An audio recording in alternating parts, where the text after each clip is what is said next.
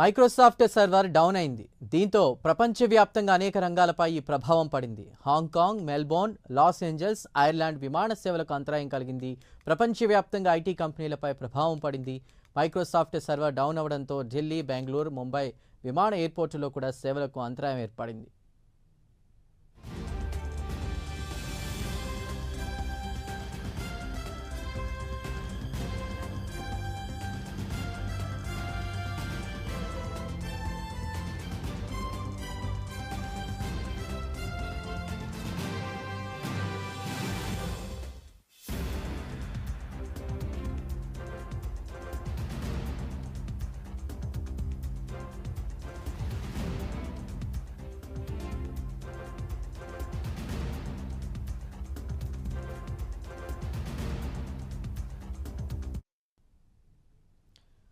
ఇక Microsoft server down అయిన నేపథ్యంలో కూడా వివిధ విమానయానకు సంబంధించినటువంటి సర్వీసులు కూడా అంతరాయం ఏర్పడినట్టు తెలుస్తోంది. పూర్తి సమాచారాన్ని మా ప్రతినిధి కుమార్ అందిస్తారు. కుమార్, చెప్పండి.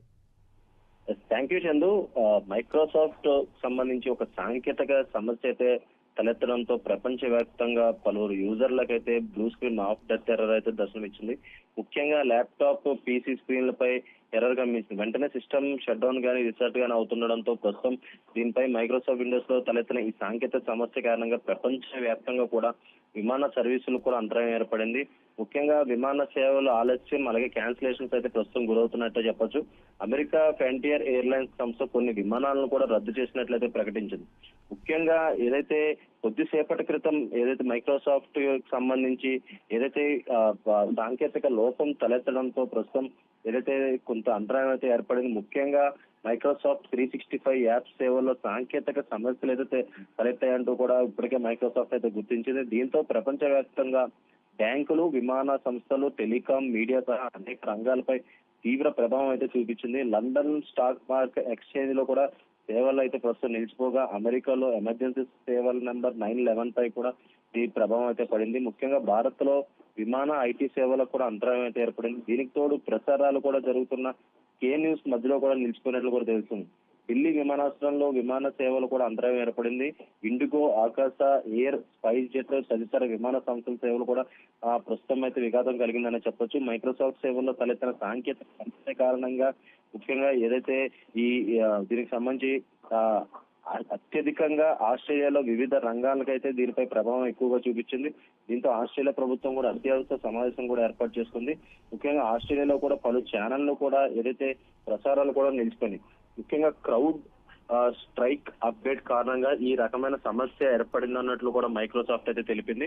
మైక్రోసాఫ్ట్ 365 యాప్ సర్వీసుల్లో తలెత్తిన సమస్యను పరిష్కరిస్తున్నామని కూడా పోస్ట్ అయితే చేసింది. ఈ ప్రయత్నంలో పురోగతి కనిపిస్తుందని కూడా ప్రస్తుతం అయితే తెలిపింది. అయితే ఈ సమస్య పరిష్కారానికి 5 నుంచి 10 గంటల సమయం పట్టవచ్చని కూడా ఇప్పటికే సమాచారం అయితే ఇవ్వడం జరిగింది. ప్రపంచవ్యాప్తంగా మైక్రోసాఫ్ట్ విండోస్ వినియోగదారులు ఆపరేటింగ్ సిస్టమ్ లో లోపాలను అయితే ఎదుర్కొంటున్నారు. ముఖ్యంగా మిలియన్ల మంది విండోస్ యూజర్లు బ్లూ స్క్రీన్ ఆఫ్ అలాగే డెత్ ఎర్రర్ అని వస్తుంది. దీని కారణంగా సిస్టమ్లు అకస్మాత్తుగా షట్ డౌన్ కూడా అవుతున్నాయి. ముఖ్యంగా మైక్రోసాఫ్ట్ సంబంధించి ఐటీ శాఖకు సంబంధించి ముఖ్యంగా మైక్రోసాఫ్ట్ కూడా చాలా ఉపయోగపడుతుంది. మైక్రోసాఫ్ట్ అలాగే దాని భాగస్వాములతో సంప్రదింపులు కూడా ప్రస్తుతం అయితే జరుగుతున్నట్లు తెలుస్తుంది. అంతరాయానికి కారణం కూడా కనుగొన్నారని, సమస్య పరిష్కారానికి ప్రయత్నాలు జరుగుతున్నాయంటూ కూడా ఇప్పటికే మైక్రోసాఫ్ట్ అయితే చెప్తుంది. నేషనల్ ఇన్ఫర్మేటిక్స్ సెంటర్ నెట్వర్క్ పై ప్రభావం చూపలేదని కూడా ప్రస్తుతం అయితే తెలుస్తుంది. మైక్రోసాఫ్ట్ సాంకేతిక సమస్య ప్రభావం వల్ల ఎస్బీఐ పై కూడా ఎలాంటి సమస్య అయితే లేదంటూ కూడా ప్రస్తుతం అయితే తెలుస్తుంది.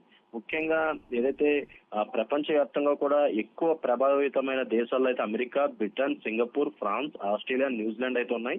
విమానాశ్రయం, railway, banking, stock market, TV channels, online దుకాణాలు, ఆసుపత్రులు, ఐటీ రంగంలో మైక్రోసాఫ్ట్ సర్వర్ డౌన్ ప్రభావం అయితే ఎక్కువగా ఉందనే చెప్పొచ్చు.